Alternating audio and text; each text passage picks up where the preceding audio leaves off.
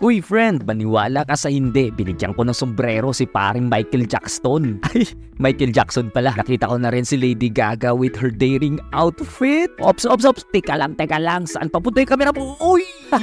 Diba nag-announce din ako na tatakbo ako ngayong election dahil mahilig akong tumakbo kapag ginahabol ako ng aso. Pero ngayon, tignan mo naman, presidente na ako ng USA. Diba napaka-random ng video ito? Maya-maya konti, tignan mo yan, mayroon na namang babae na may hawak-hawak sa ulo. Ay nako friends, sinasabi ko na sa'yo, napakawalang kwenta ng content na to dahil kung ano-ano lang talaga pinaggagawa ko dito sa video ito. Tingnan mo nga naman napaka-ususero ko at sinilip ko pa talaga yung putol na ulo.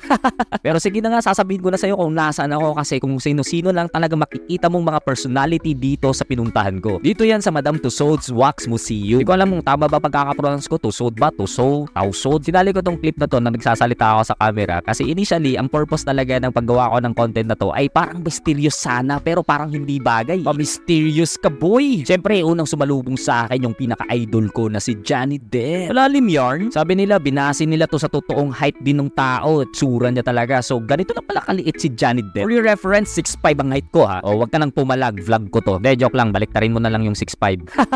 Sakto, maraming nagsasabi sa akin, mukha naman daw akong Bombay, kaya yun, 5'6. Anyways, ayun, napasok na naman ako sa isang kwarto na kung saan parang mga newscaster yata ng mga Hapon to or hindi ko alam kung sino tong mga to. Hey, ang ganda ni ate. Ito kilala ko tong mga to. Royal couple yata to ng England eh. Basta yung mga ganon, yung mga may hari-hari tsaka mga reyna-reyna yan. Oo nga pala friend, baka nagugulat ka kung ano yung mga linya-linya na nakikita mo sa screen ko ngayon. Hindi ko alam kung sa setting ba talaga ng camera ko yan or dahil lang talaga sa low light ng lugar. Pero napansin ko talaga medyo mahina talagang pailaw nila dyan. Kasi sa tingin ko kapag malakas yung pailaw nila, magre-reflect yung wax. Diba? Detail na detail yung bawat mukha ng mga tao na yan. Pag nilapitan mo na yan at tinignan mo yung balat niyan, medyo makintab. Wax nga, diba? Oo, easy lang.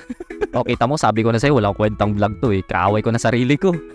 Sino yan siya? Eto, kilala ko to eh. Mabilis tong tumakbo eh. Kapag usap na kami yan dati, sinabi niya sa akin kung bakit siya mabilis tumakbo. Ang training niya daw, hinahabol daw lagi siya ng pamalo ng nanay niya. Kung kasing bilis niyang tumakbo lahat ng mga snatcher, naku, tiba-tiba sila. Eto si ate, hindi ko kilala to eh. Basta meron siyang pamalo. Ayun ko, baka tennis player siguro yan. Obvious ba? Skip na natin yan, hindi ko naman kilala eh. Dito naman tayo sa mga soccer players. Si Messi to, diba? In fairness, hindi siya mukhang Messi dito. He's clean. Pero bakit mukha siyang duling dito? At dahil sabi ng staff nila na pwede man daw talagang hawakan tong mga to eh. Kaya hindi ko na matiis na hawakan din tong pagmumukha ni Madonna nung bata pa siya. Ayan oh, napaka-sweet. And then boom, ayan na siya. Ayan ang itsura niya nung nag-mature na siya. Grabe, ang liit pala ng mukha niya sa personal, no? Pero in fairness ha, sobrang parang totoong tao talaga. Dito naman tayo kay Grabe, natatawa talaga ako kasi kung ano-ano na lang talaga pinagsasabi ko sa voice over na to. Lang hiya, hindi ko naman talaga kasi forte yung ganitong klaseng content. Pero masaya palang gumawa ng mga content tulad nito, no? Bagay sa mga tulad ko may ADHD. Imaginein mo, patalon-talon ako ng topic. O siya, dito na tayo kay Lady Gaga na tape lang ang suot. Siyempre, lapitan natin yan para makita natin yung buong detalye. Grabe, pati yung mga tattoo-tattoo niya sa katawan, kinopya nila, no? Ops!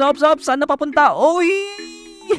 O, nabitin ka, no? Yan ka magaling. O, lipat naman tayo dito kay Beyonce. Puti ng kilikili, no? O, next na agad, dito naman tayo sa may pinakamahabang patilya sa lahat. Ang king of rock and roll to the world na si Elvis Presley. Alright, ayos lang ba tayo dyan mga chong? In the middle of this vlog nga, ay napagdesisyonan ko na rin na gawin naman na may makabuluhan dyan panonood mo dito, no? Sinabi ko na nga sa'yo na nandito ako sa Madame Tussauds, diba? Ito ang pinakasikat na wax museum sa buong mundo. Meron yan sa iba't ibang bansa, pero dito ko yan sa Japan napuntahan. Si Madame Tussauds nga ay kilala na gumagawa ng mga wax figures na gamit ang mukha ng mga sikat ng mga personalidad nung unang panahon. Yes, literal nga na mukha ng isang tao. Yan si Madame Tussauds. Siya yung sikat na artist na gumagawa ng wax figures. Kung paano niya ginagawa yon ay naku, napaka-gruesome talaga, friend. Tulad ng halimbawa na ginawa niya sa ulo ni Marie Antoinette, no? Pagkatapos itong mapugutan ng ulo ay kinuha niya ito. Pinuhusan niya ng wax para magamit itong hulmahan. Ganun pa ang proseso ng paggawa ng wax figures nila noon. Mahilig talaga sa ulo tong si Madame Tussauds eh. Yang si Marie Antoinette, isa yan sa mga sikat na nagawan ng figure ni Madame Tussauds. Sa mga hindi nakakaalam yan, si Marie Antoinette ay dating queen ng France. Alam mo kung bakit siya pinugutan ng ulo? Dahil habang naghihirap ang mga taong nasasakupan nila, siya naman party ng party. Oh, familiar?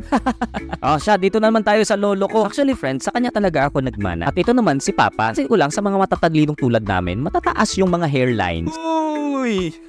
Lang hiya ka, ante. Nagulat talaga ako sa'yo. Eto, kilala mo to? Di ba matalino din to? Parang ayoko na lang din maging matalino kasi parang lahat na lang ng matalino patras yung buhok. Oh. Galit na galit si auntie ah. Oh, ito naman si Gandalf, yung gumawa ng Mona Lisa. Kilala nyo na yan, di ko na lang kailangan ipaliwanag pa. Siya yung professor sa Harry Potter, di ba? Oh, nagko-content na naman pa-mysterious yung tanga, oh. Alis ka na dyan, uy. Hindi na ganyan ang concept ng vlog na to. Wala na, tinamad na akong mag-vlog. So, sasabihin ko na lang kung sino-sino pa yung mga nandito. So, yan si Bruce Lee, tsaka si Jackie Stomach. Gets mo? Alright, pang matalinong joke. Ito si Marilyn Monroe, dating sexy icon nung unang panahon. Si Bruce Willis, sa movie na Roll On. Ito talaga yung favorite ko na actor na laging tinatanong sa akin eh. Arnold Schwarzenegger. Pero pag pinapa-spelling na sa akin pangalan niya, pinapalitan ko na lang sa Jet Li. Corny mo, boy! Eto siya, si Audrey Hepburn. Ang ganda niya, promise. Ang dami din kasing mga artista na idol siya. Sinubukan ko din panoorin yung iba niyang mga clips noon. Grabe, ang ganda niya talaga. Yung klaseng babaeng elegant tapos may class. Ito naman, friend, ang strange ng guy na to. Feeling ko doktor siya. Oo, ano na naman ginagawa mo dyan? Boy, baka nakakalimutan mo, manikin lang yan ha. Tanga to. Pero sa totoo lang, kahit alam ko naman talagang mannequin to, hindi ko talagang maiwasan na mamangha talaga sa sobrang pulido ng pagkakagawa nila dito. Ang detailed lang talaga kasi parang totoong tao talaga. Kaya kapag may pagkakataon na makapunta ka sa mga ganitong klaseng lugar, friend, go lang dahil dito mo mapapatunayan kung gaano ka-amazing talaga ang tao sa kanilang kayang gawin. So yun lang, mat salam.